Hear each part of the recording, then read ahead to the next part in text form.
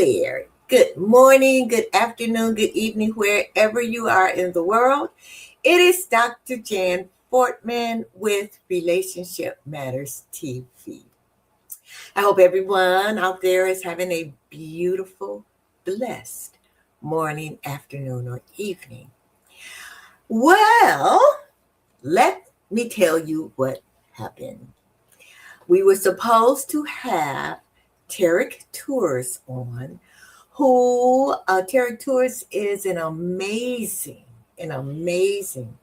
awesome sponsor of mine. And they are a very excellent, I should say, African tourism company, I should say. However, one of the owner's child is having was having or is having a severe asthma attack, and they had to rush her to the hospital. So what we're going to do is reschedule them. And what I would like everyone to do really is to put up some positive thoughts, some prayers that she will be okay and that they got her to the hospital in time. And they are a part of the company is here in the States, and the other part is in Africa. And they are very, very close company. They have very close personal relationships. Some of them are relatives. And so they're all very, very, very concerned about the health of this young lady. So for those who, and I'll say this again later on in the broadcast, that Terik Tours is not going to be with us this evening because of an emergency health situation with one of their children. So guess what? It's just me. As they say, the show must go on. And I thought, what could we talk about? What could we have a conversation about? Well, let's talk about what's happening in the world today, the political world. And I wanted to talk to you about bridging political divides. Well, if you're here in the United States, and I'm not sure about other countries, but here in the United States, there is this great political divide. Supposedly the left and the right, or you could say the Democrats and the Republicans. And then, of course, there are those who are in the center who are considered independent. So I thought what we would just kind of talk about, how can we bridge the political divide today? Because when you think about it, political differences can strain even the strongest relationships, families, friendships, personal, professional relationships, connections in the workplace. It can really strain those. So by the time we finish together, I hope with this episode, we will both, you and I, both feel more equipped and hopeful about handling some of the situations that we might come in contact with. In other words, those tough political conversations. And it could be with anything. I am an adult daughter, aging mother relationship coach also. So it could be between mothers and daughters. It could be between fathers and sons, especially when we see the world differently. It could be a longtime friend of yours that you find out has a totally opposite political belief that you have, a colleague that you're always having conversations with, and you feel, well, we've been very close. However, in this political arena that's happening now, so often we are getting into heated conversations. What I want to talk with you, not talk with you, but I want feedback. I want, back and forth. So you can put questions in the chat. You can text me. Just don't call me, because I have some people who will call me.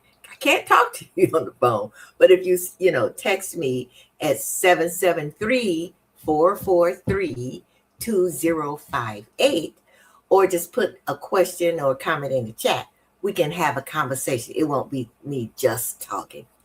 So what I want to talk about is some ways that we can de-escalate these heated conversations. In other words, what we should say, what not to say, what happens when your voice starts rising, and thinking about how to pause, how to breathe, certain things to say. And one of the things I'd like to say is I did a presentation to some young people in Colorado. And we kind of we didn't talk about political things, but we just talked about sometimes when you're in a conversation and there is conflict. And what I told them about the 3-second rule. The 3-second rule. And that is counting to 3 before you say anything. And not blaming the person or saying, well, you don't understand, or you are crazy, or like we heard. But saying things like, well, I hear that you really feel strongly about this. So when you say something like that, first of all, it kind of cools you down. And then secondly, that person, it makes them feel like you're hearing them.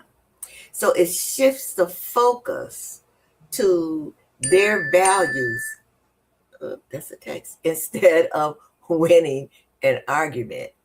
And it keeps things from escalating. So we're going to talk about a 3-step process.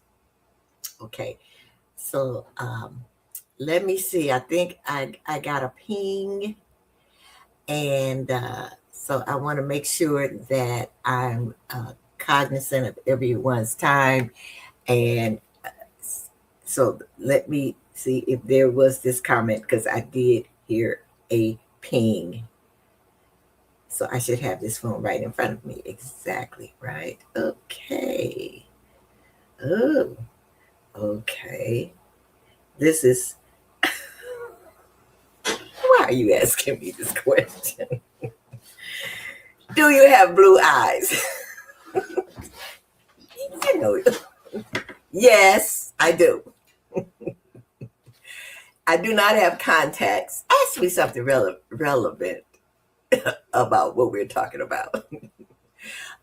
Thank you. And she said they were absolutely beautiful. Thank you very much. It's hereditary. Yes, I do have blue eyes. Well, actually, it's brown, but it's a blue ring that's around them and around it, and that's on my father's side. Okay. All righty. Oh, all righty. So, and then we just had another text to come in. How can anyone close the divide when one side has no intention of listening in good faith to the other? Now that's a good question. So, and we're going to answer that question as we go along. And if you feel that you have an answer to that question, you want to put something in it, let me know. So now, I'm going to just give you a scenario. Now, so you're talking with a friend, and that friend says to you, I just don't understand how anyone could support your side. You know, your side, that political party, they're destroying everything. Now, what would you say instead of being accusatory or, well, I don't know why you say that, but let me tell you something that you could say. You can say, it sounds like you're coming from a place of deep care for our country. And you sound like you're wanting to protect the values and your values and something that you just really want to change. Then you ask them, am I hearing you right? So what happens then is that now they have to respond to you. Okay? And then once they respond to you, no matter what it is they say, then you can say, well, you know what? I care about our country too. And then you talk about how you feel. But the thing is de-escalating the conversation. Now the text asks, what about people that don't listen? The thing is, when you're speaking to someone and it seems that they are not listening to you, you de-escalate the conversation, because usually when they're not listening, they're just talking. That's when you let them finish, but you don't give in to that. You let them finish, and then you ask them, so you clarify. So you're saying, whatever it is they say. So you're saying that DEI has destroyed the workplace. And if they say, well, yes, then you can ask, so why do you feel that? But listen, okay? And don't listen to respond, because when you're listening to respond, you're not letting the other person finish. You're already thinking about, okay, how am I going to answer this question? Or how am I going to get my point across? But you listen to respond until you get the full understanding. Then you can say, well, let me tell you my side, how I feel. And when you finish that, it's like you can say, well, you know, I understand how you feel, but this is how I feel. And I know we have differences on what we believe and what we don't believe, but, you know, let's just move on. You have your feeling and I have your feeling. I probably cannot convince you of mine, but I respect how you feel. So tell me, put it in the chat and tell me, what do you think about what I just said? Okay, let's see. There's a comment in the chat. And unfortunately, I cannot repeat that. I don't want to be in Facebook jail. Oh. Okay, but I think I got another little ping on my phone. So let's see. Okay, so this person is from Janice Williams. Janice, you have a beautiful name. She asked, I would like to ask the person, what are your sources of reference? And, oh, okay. And she also says her prayers go out to Stephen, whose child that was. Yes, no, it was David's child. Okay, so yes, she said, I would like to ask the person, what are your sources of reference? Now that's a very good question, because then they have to think. Sometimes it's just,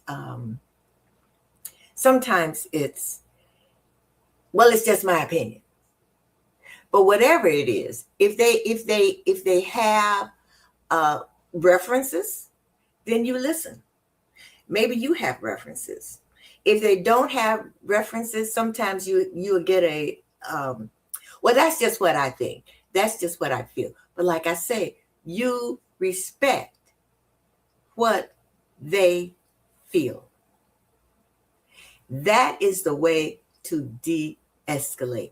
I know often when if you watch some of the political shows on television, sometimes that one person is just talks and talks and talks and talks and talks and talks over that person.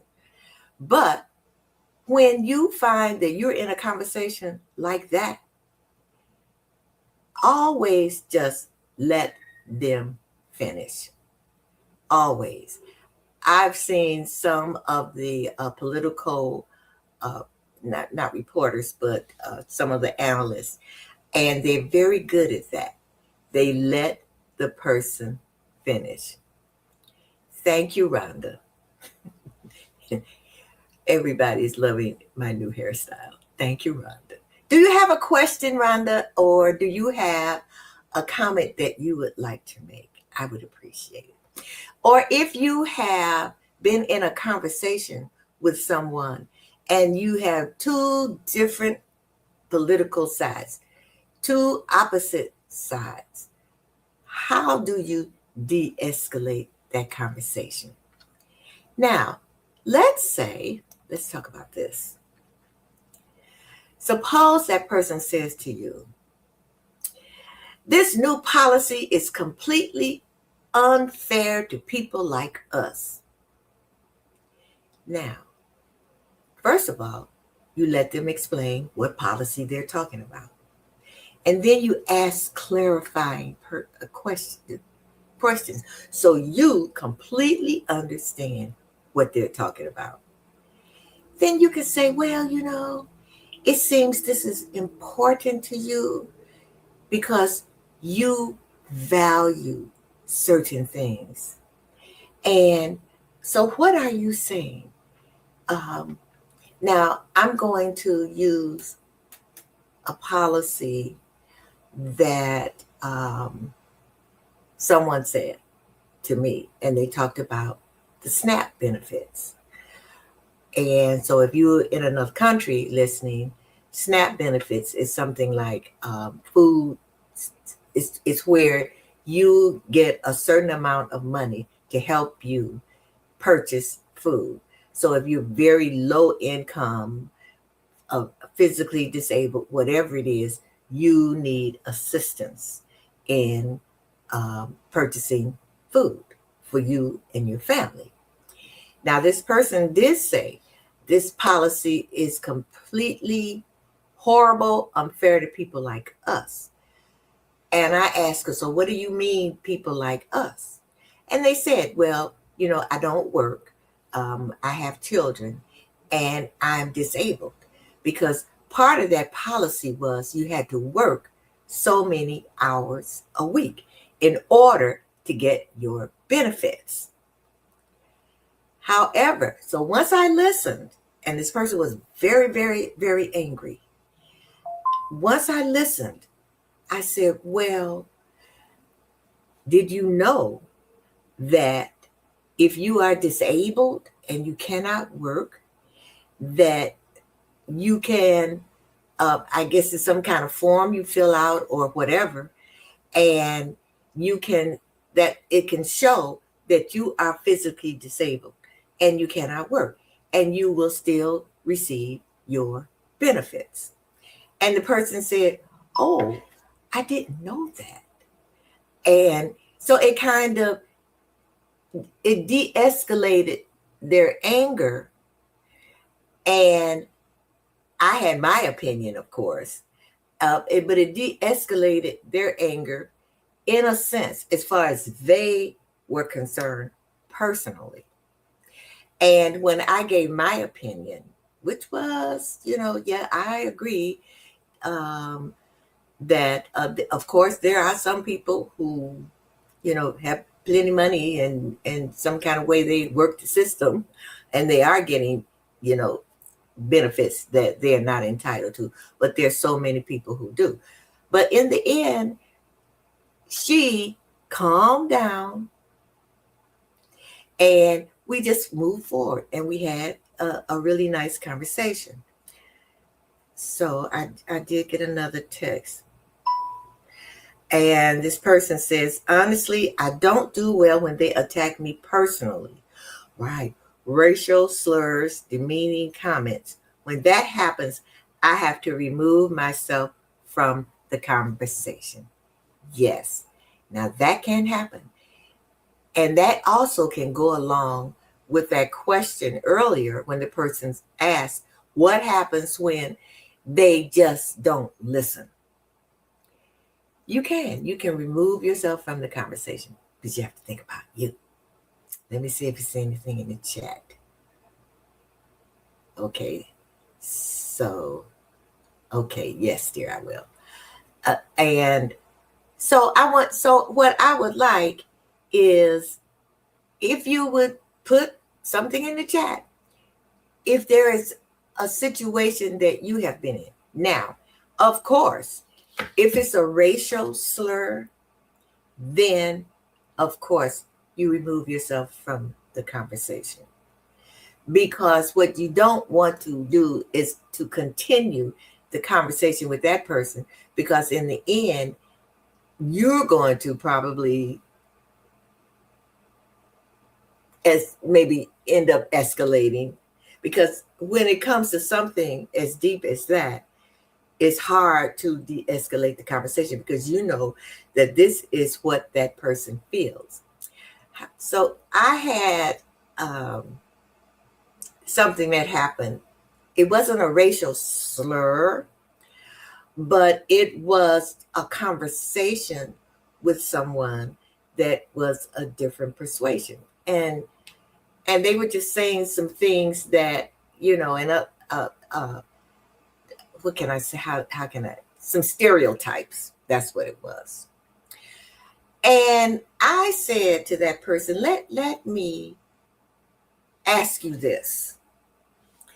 Why would you say something negative about the color of a person's skin and think because of the color of that skin that they are less than you?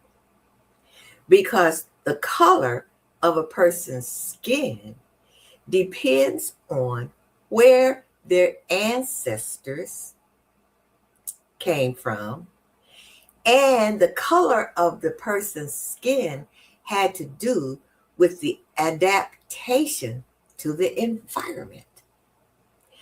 So now, you take a person of this color. My ancestors originated in Africa. So what's in Africa is the hot sun. So what protects you from the hot sun? Melanin. Okay. Why would you have tight, curled hair? Well, it protects you from the sun. Why would you think that? So if you are a Caucasian person, why is your skin white? Because you need to absorb heat from the sun. Why is your hair not tightly curled? Because you need to absorb the sun.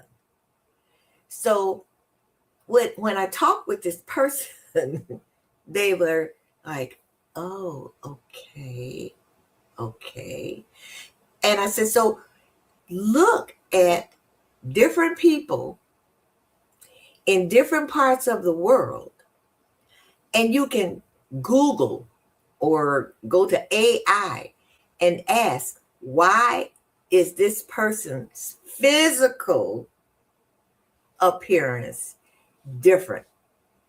And you'll see that I said, so if you were logical and you don't get emotional about it, then you can see why we all across this earth are different. So then the person said, well, why is it that all these different languages? Well, of course, I went religious and talked about the Tower of Babel. So if you're not, look it up. But what I'm saying is the conversation could have gotten loud. It could have gotten emotional. But when we finished, it was like, oh, okay. Now, it doesn't mean that I changed the person's mind, but this was my way of de-escalating. And this was my way of just saying how I felt, not on an emotional level. And so sometimes when you're the opposite ends, you can say, if you can, what you believe. Now, Janice said about resources. What are your resources? Well, Google is a wonderful thing. AI is a wonderful thing. And so that can be your resource. So now, I got another text here. Okay, so this person cannot sign in. So I will go to a commercial and I will send you the sign in. I hope that that you'll be able to come in. Now, if you have any questions or if you just want to kind of chime in, let me know. So after this commercial, let's talk about triggers.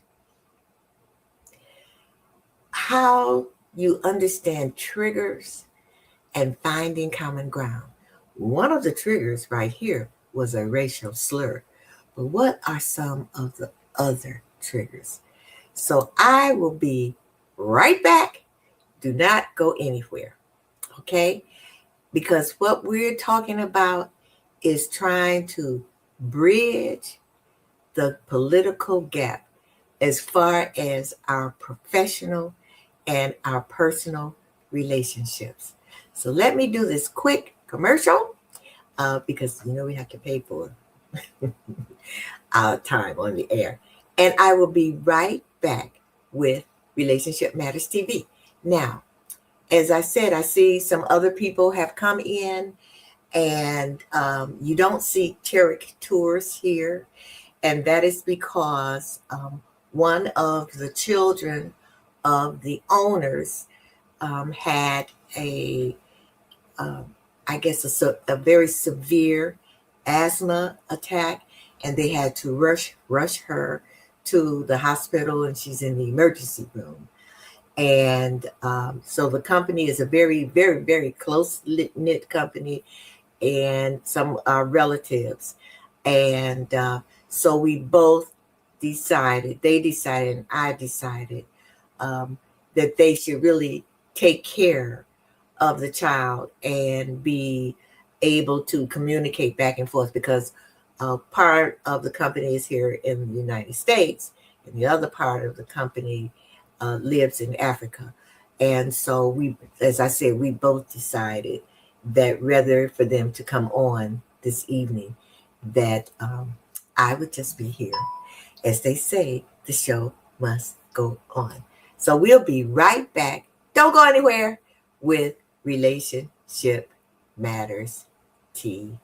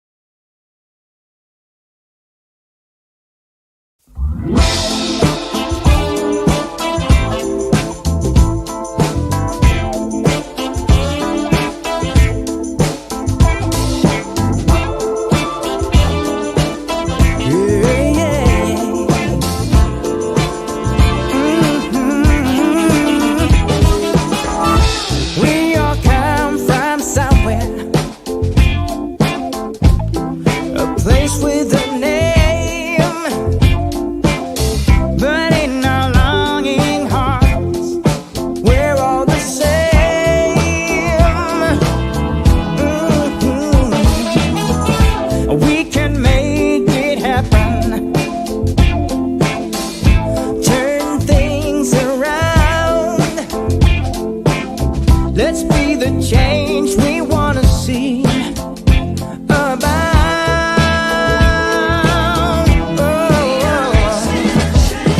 We are links in the chain. We are links in the chain. An important wagon on a moving train.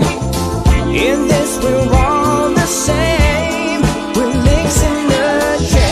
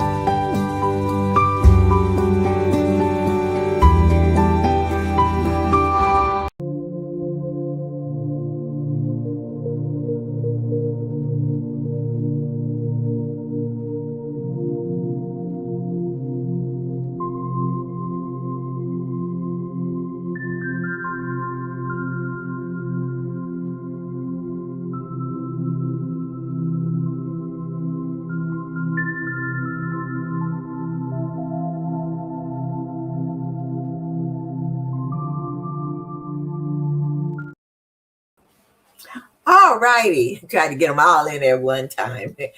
And now, if you saw some video promotions for two of the authors that are our clients, and if you have a book and you want to market that book because you have books sitting in the garage or in your house in boxes, and you would like to market that book with a video promotion or a book sizzle reel, all you have to do is ask us all about it. So what you can do is send it to, I'm doing all this today with me by myself, is send it to relationshipmatterstv@gmail.com. That's relationshipmatterstv@gmail.com. Now, let's go back to what we were speaking about. We were speaking about how to bridge that political divide. In other words, how do you have a conversation with someone whose political ideas and your political ideas are the opposite, the right and the left? Okay, so how do you de-escalate it? Triggers. One of the triggers is, well, we talked about it a little earlier, it's a racial slur, of course. Another trigger is fear. Have you thought about that? Fear. Another trigger is when you feel that that person's political ideas is going to jeopardize your freedom. It's going to jeopardize your safety, or isn't fair. Okay, what do you do?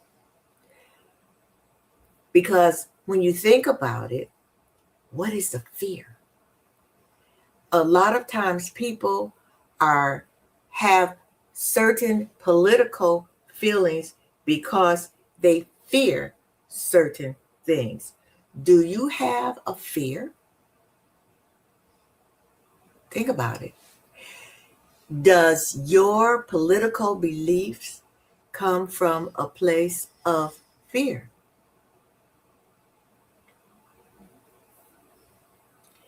Or does it come from the fact that you feel as though your freedom is going to be taken away from you. Think about it. What about your safety? Now, we often hear, like some people feel about a gun, and they feel as though, we have the right to carry guns. We have the right to have AK-47s.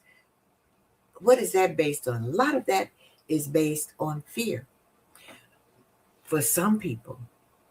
But then on the other hand, a lot of that is based on a person's safety.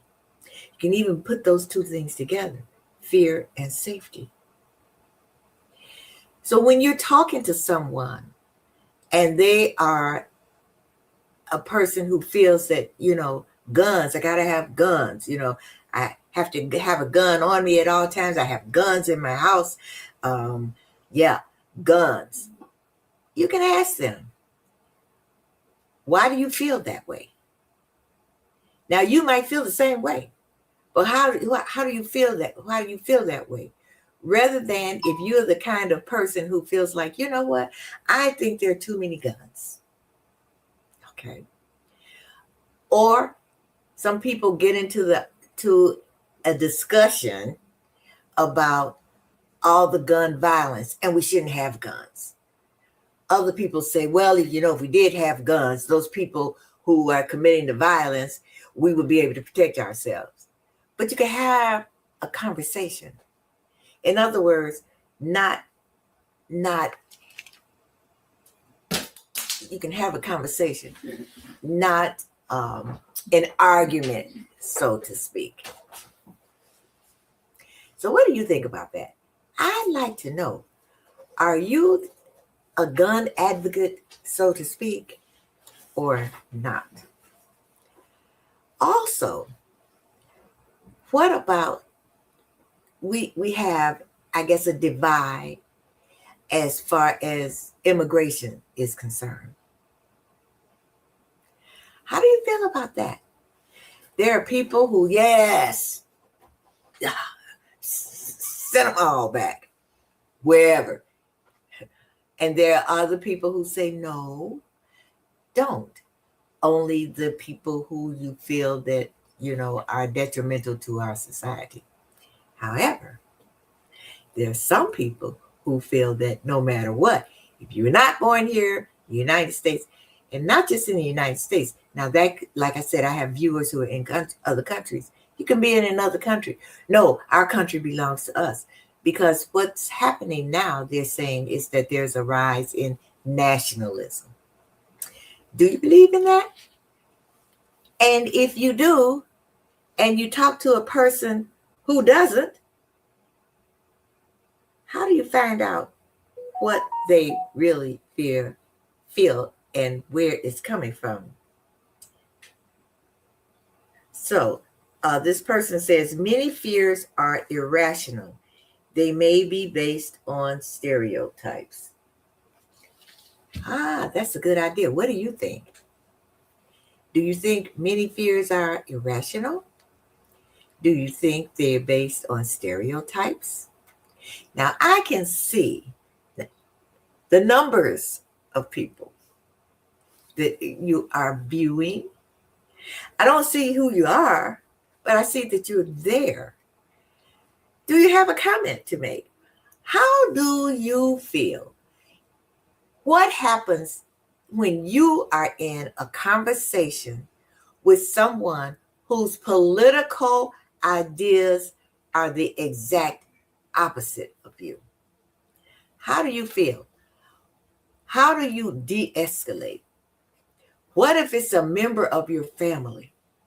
There are people in families who don't even speak to each other because of the political differences.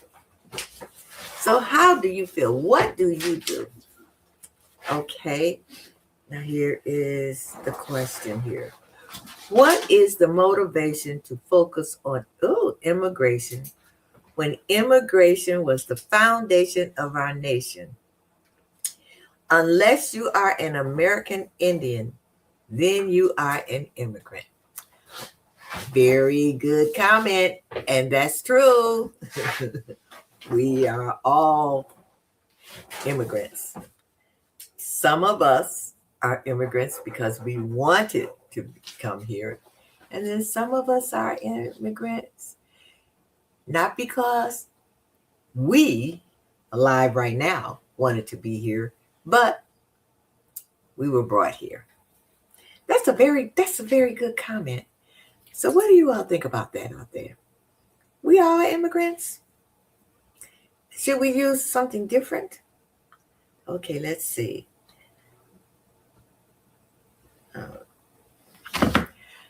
Now, what else can we talk about? Okay, got another one. Okay, okay. It says there is an option. Because we talked about gun control or guns. This person says, there is an option. Sensible gun control. Background checks.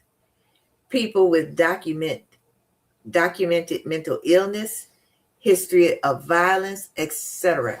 Everyone cannot have access to a gun because of their predisposition to irresponsible behavior, or they pose a danger to society. Well, that's from Janice. I agree with you, Janice. Background checks. However, personally, I don't think the background checks that we have in place are working, because there are still people who, for some kind of way, get through that background check. However, I think in addition to background checks is if someone commits a crime with a gun and they find out where they bought the gun, that person, that store, or the person that sold the gun should be held liable. When I say held liable, I mean taking away that license to sell, because it's a two-way street.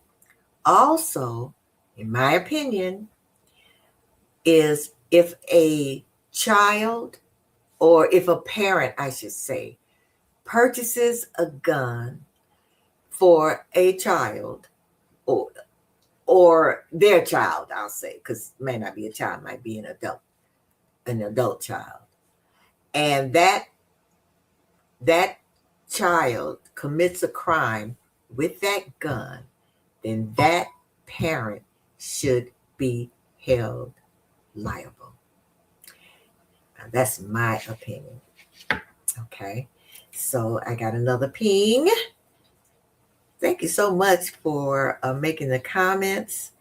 And okay, I agree. There are too many loopholes. Thank you.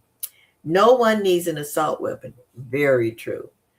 Weapons of mass destruction have no place in our streets. And that is very, very, very true. I feel a gun in your home to protect you from intruders, that's fine.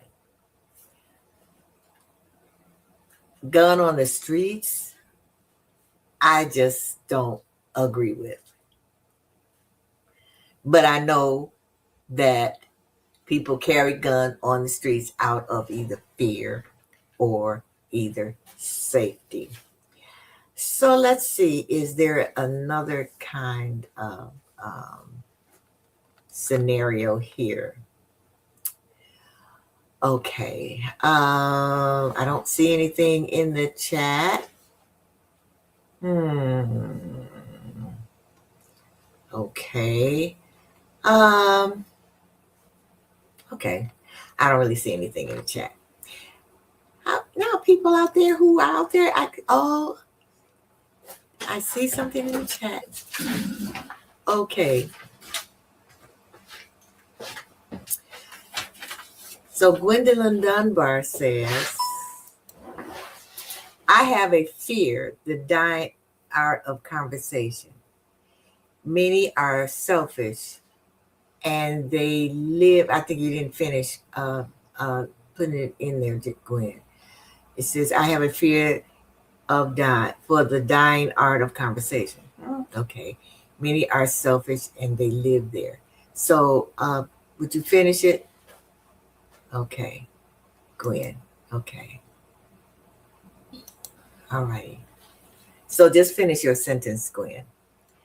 And so here's another comment. We will never solve the great divide in our country until we all agree on our morals about what is right and wrong. We must all have common ground. Nice comment. Do you agree? Now, Marcy Hill says, I excuse myself from political and other conversations that I don't want to be in. That's also a good way. And that way, you don't even have to try and de-escalate the conversation because you have excused yourself from the conversation. I see some more people came in and they were probably looking for Terik Tours. I can see the numbers when they, and just to let you know, if you just came in, that we are lifting prayers up for the families in the company of Terik Tours. They're not here today because one of the children had a severe asthma attack and had to be rushed to the hospital, and they are in the emergency room. The child who's has the asthma attack lives in Africa, and so part of the company is here in the States, in the United States. And the other part of the company resides in Africa, and they're very close knit. They're family members. Some are family members, but they're very close knit company. And we both decided that rather than for them to come on and try to have a conversation about their their company and what they do, was that they should all focus on the child. And so we are lifting up good thoughts, good vibes, and good prayers that that child will be okay. So that's why you just see me. And what we were doing is having a conversation about how to de-escalate conversations when there is that big, huge political divide. Now, I thought that would be a good conversation today because there's so much going on, not just here in the United States, but all around the world. There is so much turmoil. And that last comment I really, really liked because it says, until we all get on the same moral ground, so to speak, in other words, what's right morally and what's wrong morally. We can have different opinions about different things. I talked about the SNAP benefits with the food, getting extra help when you need help with food, purchasing food. You can talk about the price of things. You can talk about medical health insurance. You can talk about all kinds of different things. Bottom line, are you hurting people or are you helping people? So thank you so much. Okay, so Gwen Dunbar is saying, she said, What I was trying to say was many are selfish and trying to control others' narratives. That goes for gun control, immigration, and other political issues. Thank you very much for your comment. And she also says, we need to listen and compromise with one another. Very true. Very true, Gwen. As a matter of fact, we can't all have our way. You can't have your way all of the time. And that's true. Also, Janice said, some people carry guns on the street because they are predators. That's true. That's true. So there are all kinds of issues, all kinds of problems, but my whole thing here was de-escalating the conversation. Don't get into an argument. You cannot, sometimes you can, but the goal of the conversation that you're having is not to really change their position. The goal is to understand their position. I always say it's always about the way we communicate. And the number one tenet of communication is the art of listening. Listening without judgment, and definitely listening or not listening to respond. What do I mean by that? Is that when that person is talking, do active listening.